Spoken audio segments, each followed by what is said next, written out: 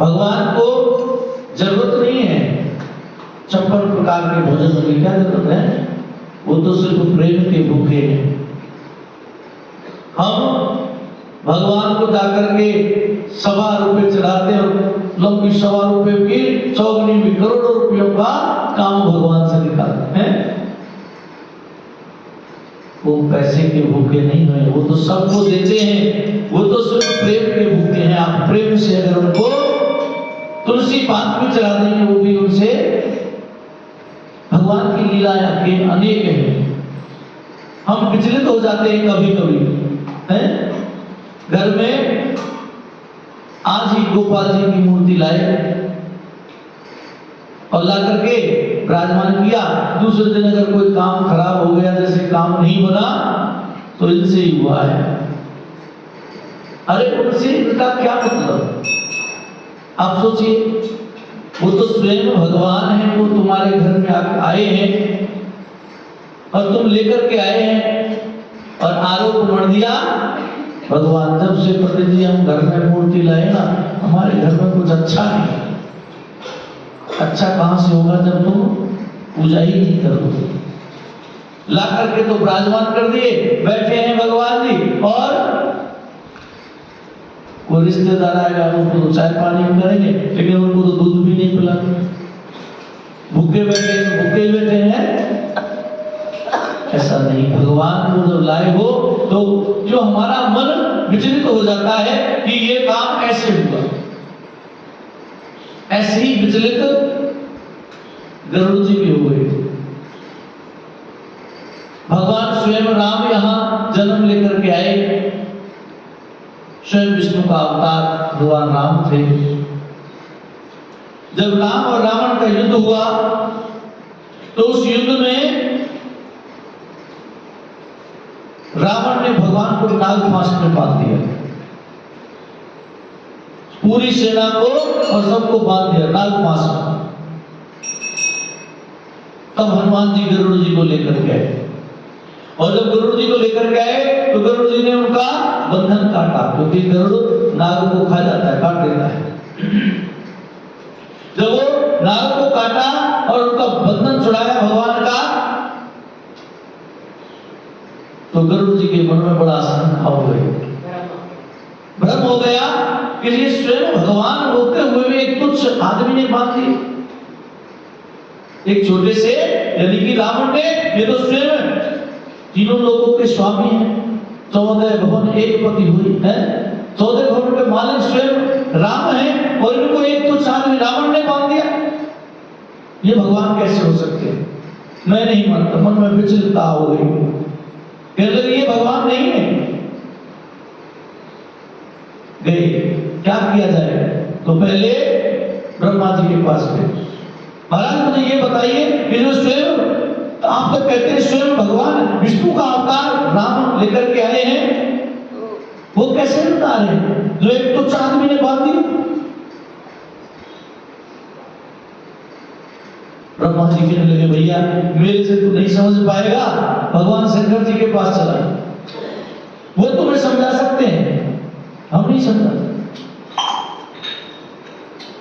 गरुड़ जी उड़ करके और जाकर के भगवान शंकर जी के पास गए। शंकर जी रास्ता में मिल गए। शंकर जी ने सोचा ये जो पूछने आ रहा है तो मैं इसको समझा नहीं पाऊंगा, क्योंकि खग की भाषा खग ही जाने। क्यों? पक्षी को खग कहते हैं, खग, तो खग की भाषा खग ही जाने। जैसे ही वो शंकर भगवान के पास गए और कह रहे महाराज मैं बड़ा विचलित हूं, मेरे मन में बड़ा उथल पुथल हो रहा है कि जो स्वयं भगवान है और वो एक तुच्छ आदमी ने बात, वो भगवान कैसे हो सकते हैं? शंकर जी सोचने लगे कि मैं इसको समझा नहीं पाऊंगा, इसलिए उन्होंने कहा कि आप नीलगिरी पर्वत पर चले जाइए, और नीलगिरी पर्वत पर आपको सब समझ में आ जाएगा। वहां कालभूषण जी रहते हैं और आप वहां चले जाइए। गरुड़ जी सोचने लगे, इनने भी टाल दिया, लेकिन देखे तो भाई इसका मन का भ्रम तो जरूर निकालना पड़ेगा। गरुड़ जी उड़ करके नीलगिरी पर्वत पर चल दिए। जैसे ही इस नीलगिरी पर्वत के सीन में घुसे तो उनकी बुद्धि कुछ ठीक हुई। क्यों कि जहां डेली भगवान की पूजा होती है वहां कोई दूसरी चीज नहीं रहती है, वहां मन में विकार नहीं आते हैं अगर सच्चे मन से पूजा की जाए। और अगर दिखावा कर रहे हैं तो मन में बड़ा ही विकार आते हैं। मन में हम एक एक बात को सोच करके ये ऐसे करेंगे तो ऐसा हो जाएगा, ऐसे करेंगे तो ऐसे, हम पूजा नहीं कर पाते। बहुत से सोचते हैं अरे ये क्या, नहाए ना धोए भगवान को जल चढ़ा दिया। जब तक मन को नहीं धोया नहाने धोने से कुछ नहीं होता। मन को साफ कीजिए, मन की विकारताओं को दूर कीजिए।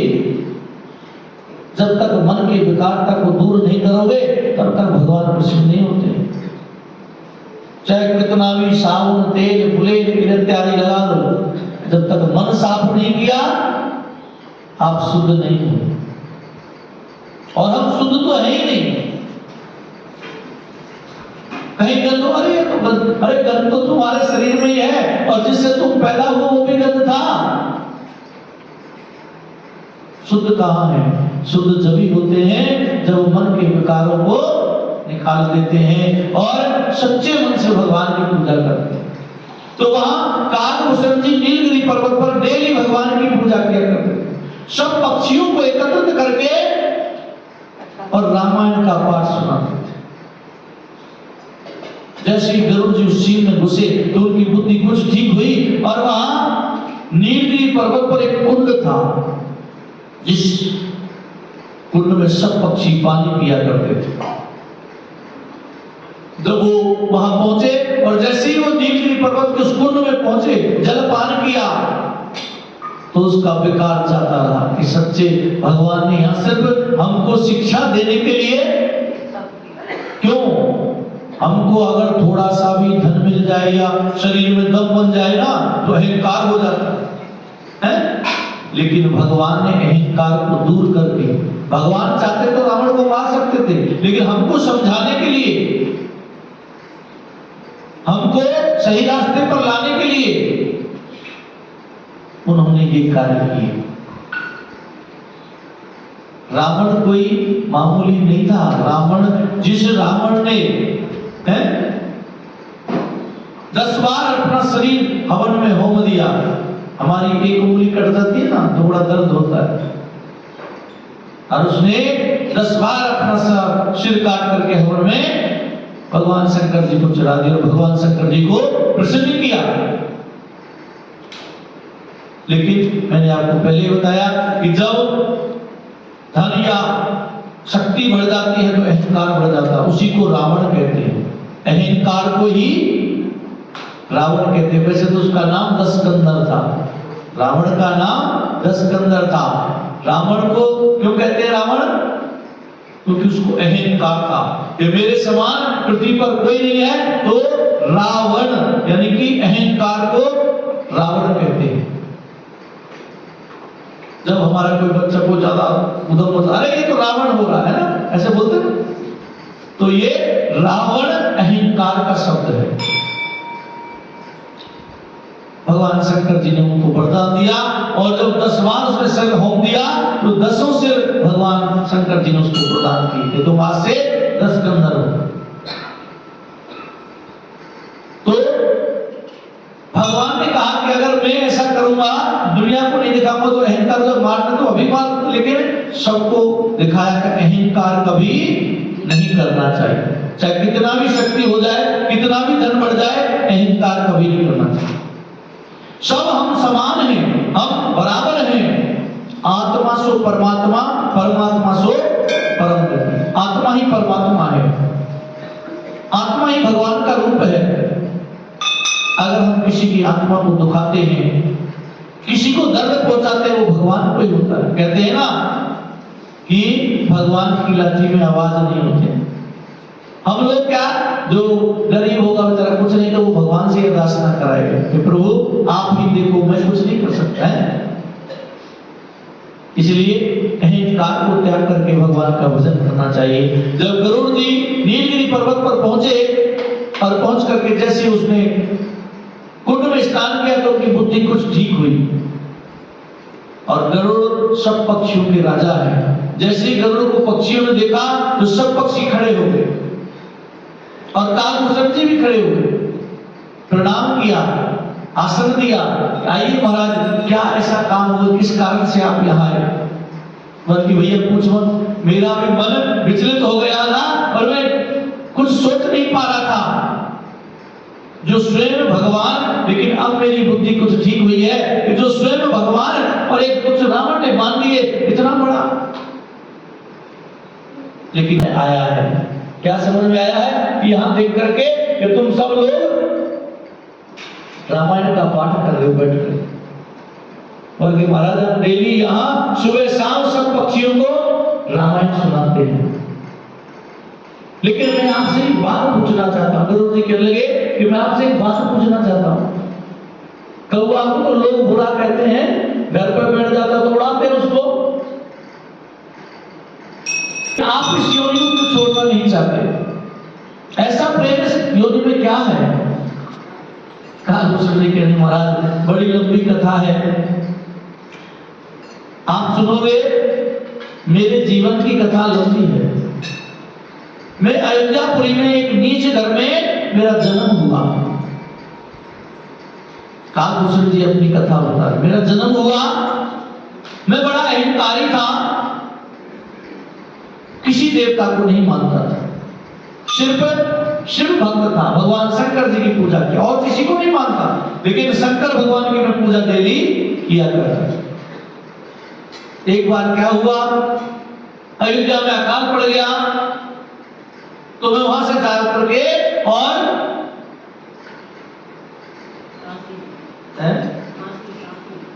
नहीं महाकालेश्वर उज्जैन में आ गया।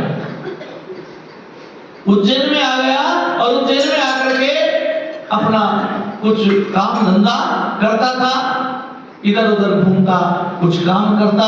एक दिन में महाकालेश्वर मंदिर में चला गया, क्योंकि भगवान शंकर का मैं भक्त था तो महाकालेश्वर मंदिर में गया और वहां डेली जाता, शाम को बैठ करके किसी से कुछ नहीं बोलना चालना, बैठ करके वापस आ जाता। एक दिन क्या हुआ, जो वहां के पुजारी थे उन्होंने मुझे देख लिया कि रोज ये बंदा आता है और आकर के चला जाता है, कुछ बोलता ना चालता। एक दिन मुझसे पूछ लिया, ये तुम कौन हो और आकर के किसी से बातचीत नहीं करते चले जाते हो? मैं भगवान शंकर जी का भक्त हूँ और मुझे किसी से क्या मतलब, भगवान शंकर के दर्शन करके चला जाता। लेकिन जब बातचीत हुई तो मैंने उनसे पूछा कि मैं भी शंकर भगवान का भक्त हूँ, तो उस ब्राह्मण देवता को मैंने गुरु बना लिया, क्योंकि वो भी शंकर जी के भक्त थे, मैं भी शंकर जी का भक्त था, तो उन्होंने मैंने उनको गुरु बना लिया। जब गुरु बना लिया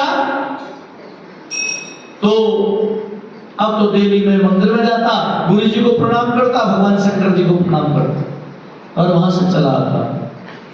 एक दिन में मंदिर नहीं गया, 2-4 दिन घर में ही बैठ करके शंकर भगवान की पूजा करने लगा। जब 2-3 दिन तक मैं मंदिर नहीं गया तो गुरु जी ने सोचा कि जन कोई बुखार क्या हुआ मेरे चेला को, तो गुरु जी मुझे देखने के लिए मेरे घर ही आ गए। जब घर आ गए तो घर आकर के मैं भगवान जी की पूजा में लगा रहा, शंकर भगवान की पूजा में लगा रहा। गुरु जी आए और आकर के ना तो मैंने उनको अर्घ्य दिया, ना उनको कोई पूजा की, ना मैं खड़ा हुआ और शंकर भगवान की पूजा में लगा रहा। लेकिन गुरु जी को कोई अपमान नहीं हुआ, लेकिन भगवान शंकर जी को बड़ा बुरा लगा। इनके गुरु घर पे आए हैं और ये पूजा में मस्त है, गुरु जी से ना कोई पानी पूछा, ना अर्घ्य दिया, ना हाथ दिया, ना आसन दिया। इसलिए भगवान शंकर जी दुष्ट हो गए और प्रकट हो गए और उन्हें श्राप दिया कि जा तू जैसे 3 योनि तक, जैसे तू बैठा हुआ ना जल की तरह, एक योनि में अजगर योनि में चला गया।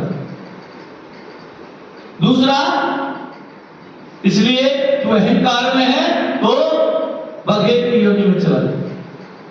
तीसरा, तू बकर बकर बकर ज्यादा करता है इसलिए तू कौवे की रोटी।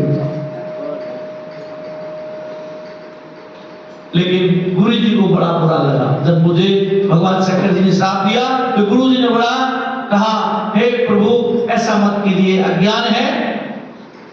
तो भगवान की गुरु जी ने पूजा की, नमामि समीशान निर्वाण रूपम विभम व्यापकम ब्रह्मवेद स्वरूपम। हे प्रभु आप सब कुछ हो, इस अज्ञान को माफ कर दिया।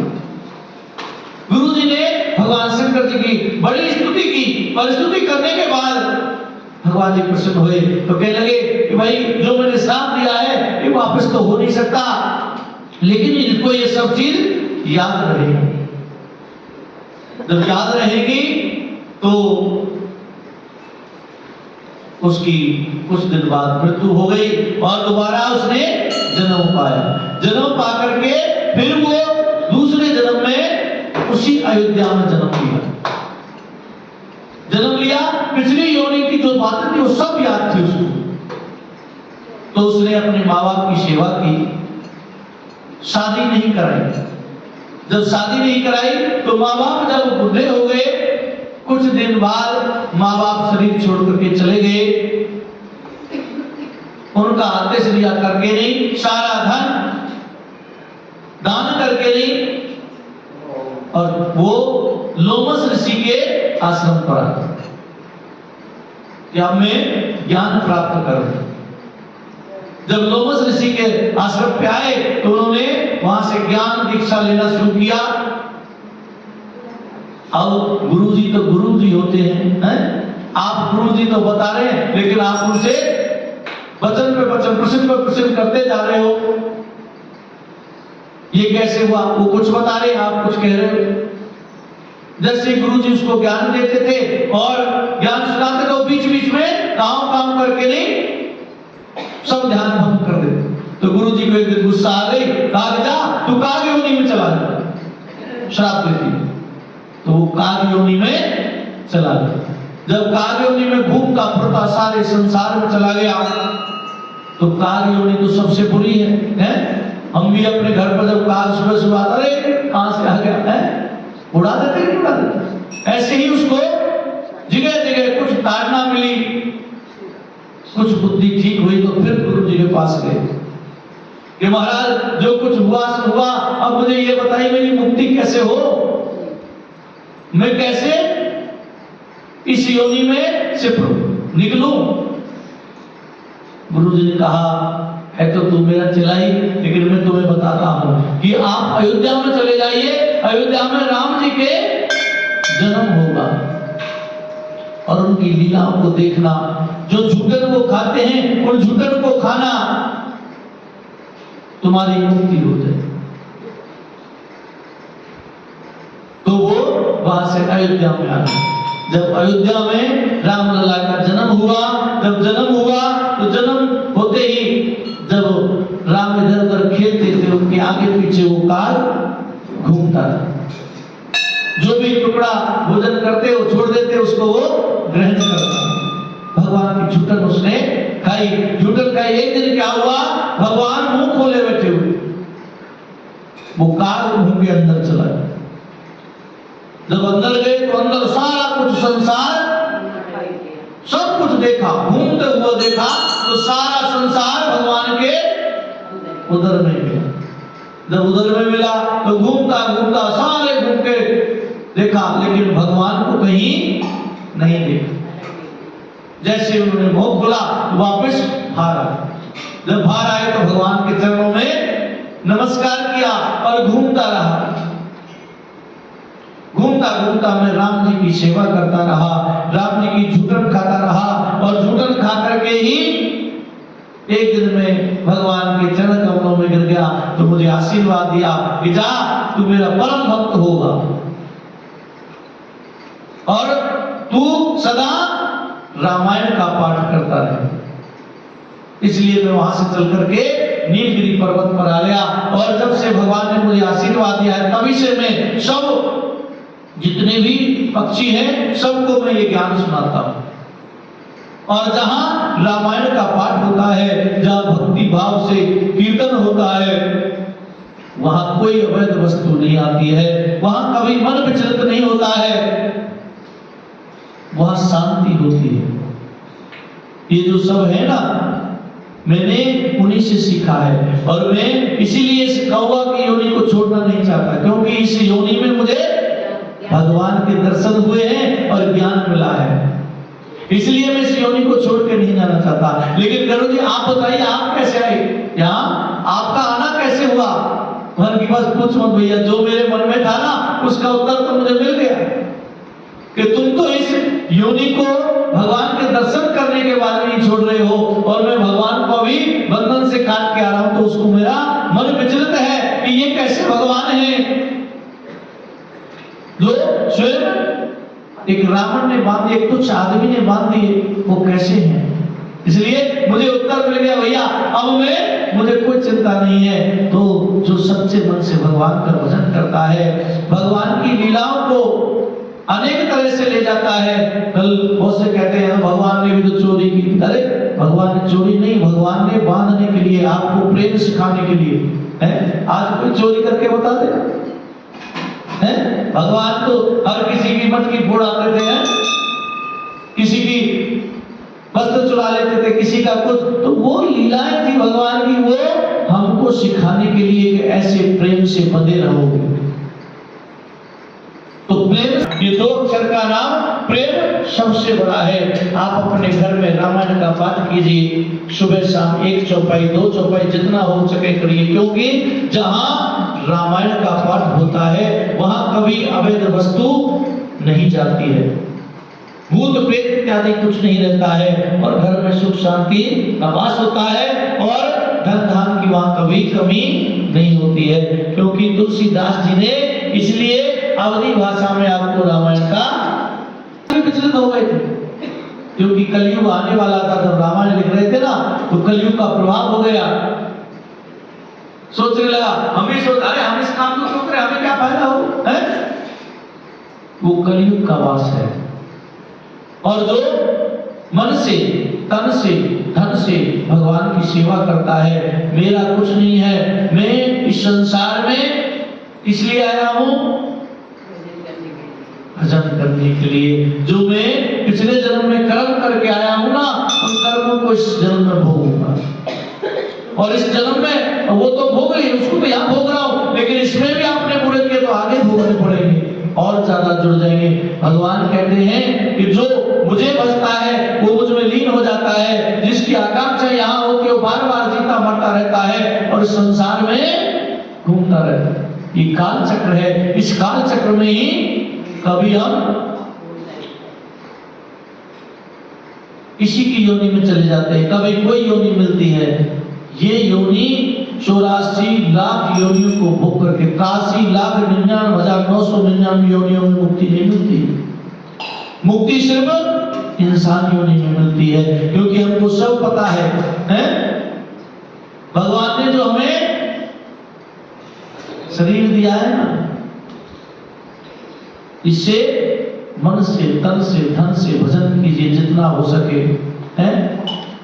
इसमें बुद्धि दी है, हमको बुद्धि दी है। सिर्फ जानवरों को तो ये क्या है, भोजन करो सो जाओ है, लेकिन हम भी जानवर की तरह ही हो गए हैं।